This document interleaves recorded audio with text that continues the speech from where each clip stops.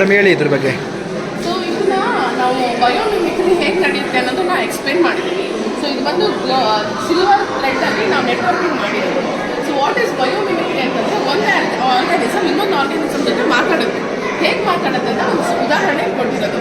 ಒಂದು ಮರ ಆಲ್ರೆಡಿ ಅದು ಸತ್ತೋಗಿದೆ, ಬ್ರೌನ್ ಕಲರಲ್ಲಿ ಇದ್ದಾಗ ಒಣಗಿ ಸತ್ತೋಗಿದೆ ಅನ್ನೋದು ಡಿಪಿಕ್ಟ್ ಮಾಡುತ್ತೆ. ಸೊ ಇವಾಗ ಮರ ಸತ್ತೋಗಿದೆ ಅಂತಂದರೆ ಅದು ಬೇರೆ ಆರ್ಗ್ಯಾನಿಸಮ್ಸ್ ಹುಟ್ಟಕ್ಕೆ, ಬೇರೆ ಜೀವಿಗಳಿಗೆ ಅವಕಾಶ ಮಾಡಿಕೊಡೋಕ್ಕೆ ಒಂದು ಚಾನಲ್ ಮಾಡಿಕೊಡುತ್ತೆ. ಯಾವ ಥರ ಚಾನಲ್ ಮಾಡ್ಕೊಡುತ್ತೆ ಅಂದರೆ ಇಲ್ಲಿ ನೋಡ್ಬೋದು, ಸಣ್ಣ ಸಣ್ಣ ಕೂಡ್ತಿರೋದು ಇದು ನೆಟ್ವರ್ಕ್ಸ್. ಸೊ ಈ ನೆಟ್ವರ್ಕ್ ಮೂಲಕ ನ್ಯೂಟ್ರಿಯೆಂಟ್ಸು, ವಾಟರು, ಎನರ್ಜಿ ಇದನ್ನೆಲ್ಲ ಪಾಸ್ ಮಾಡ್ಕೊಳೋದು. ಸೊ ನೀವು ನೋಡ್ಬೋದು different types of mushrooms grow ಆಗುತ್ತೆ, ಬೇರೆ ಫಂಗಸ್ ಇದೆಲ್ಲ ಗ್ರೋ ಆಗುತ್ತೆ. ಸೊ ಬೇಸಿಕಲಿ ಒಂದು ಮರ ಸತ್ತೋಗ್ತಿದೆ ಅಂತಂದರೆ ಮಿಲಿಯನ್ಸ್ ಆಫ್ ಬೇರೆ ಫಂಗಸ್ ಆಗಲಿ, ಬ್ಯಾಕ್ಟೀರಿಯಾಸ್ ಆಗಲಿ, ಸ್ಪೀಷೀಸ್ಗಳಿಗಾಗಿ ಇನ್ಫಾರ್ಮೇಷನ್ ಕೊಡ್ತಾ ಬರುತ್ತೆ. ಸೊ ಒಂದು ಮರ ಕಂಪ್ಲೀಟಾಗಿ ಸತ್ತೋಗಿದೆ ಅಂದರೆ ಅದು ಸತ್ತೋಗಿರೋದಿಲ್ಲ, ಅದ್ರ ಇನ್ಫಾರ್ಮೇಷನ್ ಬೇರೆ ಆರ್ಗ್ಯಾನಿಸಮ್ ಮೂಲಕ ಪಾಸ್ ಆನ್ ಮಾಡಿರುತ್ತೆ. ಸೊ ಅದೇ ಥರ ಇವಾಗ ಅಣುವೆಗಳು ಕೂಡ ಸಾಯೋ ಮುಂಚೆ ಅದು ಬೇರೆ ಫಂಗಸ್ಗಳಿಗೆ, ಬ್ಯಾಕ್ಟೀರಿಯಾಸ್ಗಳಿಗೆ ಇನ್ಫಾರ್ಮೇಷನ್ ಪಾಸ್ ಮಾಡಿ ಸತ್ತೋಗುತ್ತೆ. ಈ ನೆಟ್ವರ್ಕ್ನ